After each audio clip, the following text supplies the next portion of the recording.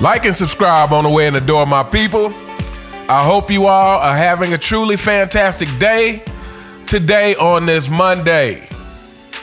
Before we get started, I want to thank everyone who tuned in to the live stream yesterday with Michael Jordan Fans Are the Best, hosting it. And of course on the panel, we had Sports and Fitness Rants, shout out. And we had NMB Sports, shout out to you as well. So everyone who came through and showed some support and gave some super chats, you guys are very, very much appreciated. Thank you guys so much. So let's get into the video. You know, things have been ramping up lately. It's been ramping up with the Michael Jordan slander, the 90s slander. And of course, platinum member of the CFL, Gilbert Arenas, decides he's going to try to throw some more dirt out there and insinuate that Michael Jordan was on the juice.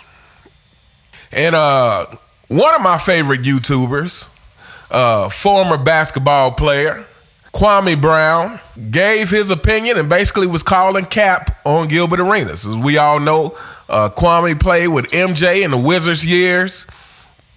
And he was basically saying that, hey, look, MJ wasn't out running the young guys. He wasn't out jumping the young guys. And for those of us who watched those Wizards years, we know that MJ's points were basically from experience and knowledge, from just knowing how to score, you know, from knowing how to get to his spots, from knowing how to get off a shot, from his footwork, you know. And so, yeah, Kwame Brown was basically saying as much. He said, look, I played with this guy, and no, I'm calling cap on Gilbert Arenas, you know, insinuating this. And for those, this is going to be a short video, I think. But for those of us who follow MJ, first of all, to me, that's just not his makeup. Again, MJ was about overcoming the obstacles. One of my favorite stories about MJ is the story where Meta World Peace broke MJ's ribs the summer before, I guess, he returned to the Wizards.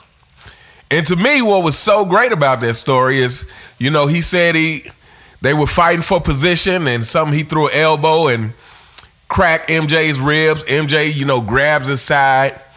And he says, you know, they go down the court, and then coming back down the court, MJ calls for the ball, you know, and hits the game winner from the free throw line. I think in one interview, he described it as a shot similar to the game winner he hit on Utah. And to me, this just shows you that MJ's mindset was always to push himself.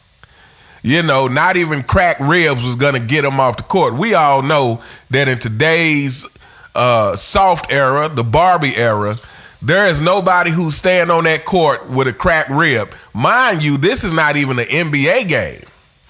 This is not an important game where, you know, we're talking about playoffs or fighting for a spot in the playoffs. This is just, you know, pickup ball in the summer.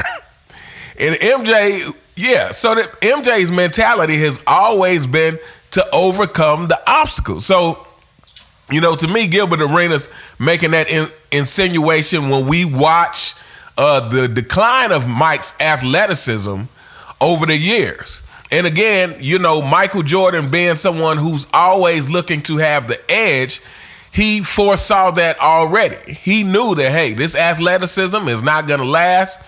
So I have to get even more proficient at jump shooting. And he did just that. You know, he became an assassin at jump shooting. You know, to be a guard shooting 50% when you're shooting as many jumpers as MJ did in that second three-peat is incredible. And so yeah, this is just not MJ's character to do something like this. Now, however, it is totally in the character of someone who has taken shortcuts their entire career and whose mentality is not to overcome, but to figure out how to stack the deck in their favor. You know, for someone who jumped ship and joined another superstar to win his first set of rings, his first 2 rings, and then he jumps teams again with Kyrie and Kevin Love to get his 3rd ring. And then, you know, he joins Anthony Davis to get his imaginary ring.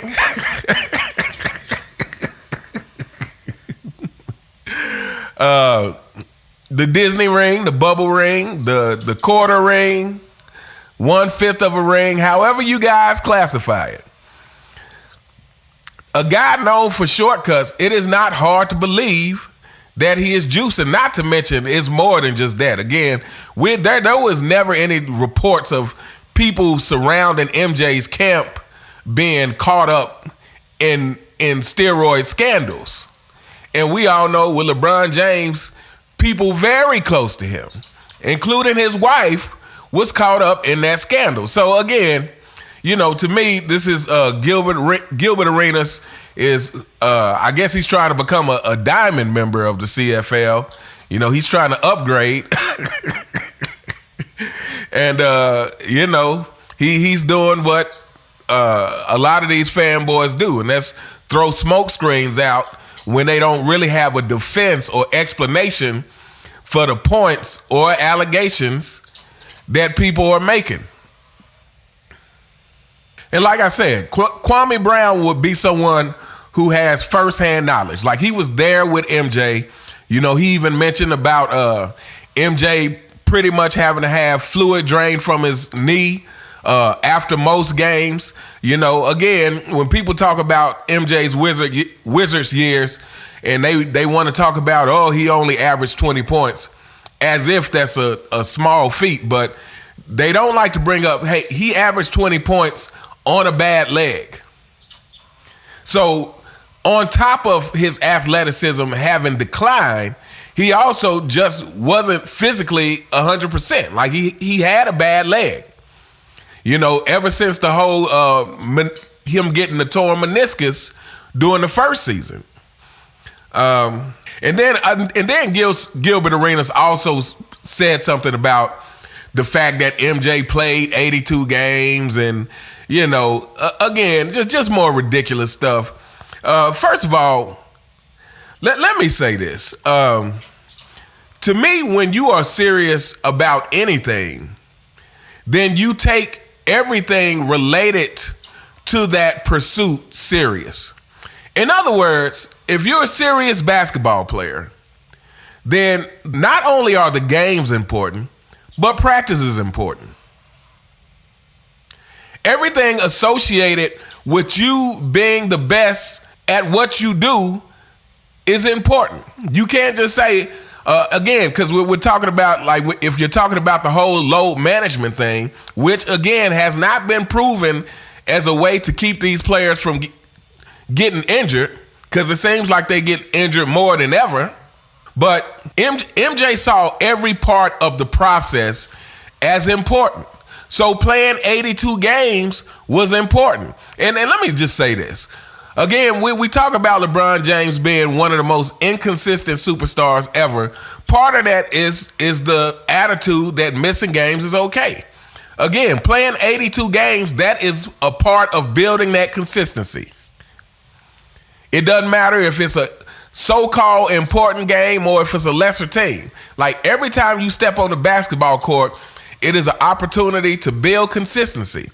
Every time you practice, it is an opportunity to build consistency. And again, that's what MJ understood, is that every part of the process is important. Every part of the process is serious. And that's why Michael Jordan is 6-0 with no Game 7s. This is why. And this is why for Gilbert Arenas to suggest steroids for somebody like Michael Jordan, it doesn't even make sense. The guy doesn't believe in taking shortcuts. On the other hand, I feel like it's just a matter of time. It's just a matter of time for your King fanboys. But anyway, let me know what you guys think. Did you catch Gilbert Arenas going for his diamond membership in the CFL with that ridiculous take? Did you get a chance to check out Kwame Brown's reaction to that? Let me know what you guys think in the comments. You all have a truly fantastic day, and I'll see you next time. All right.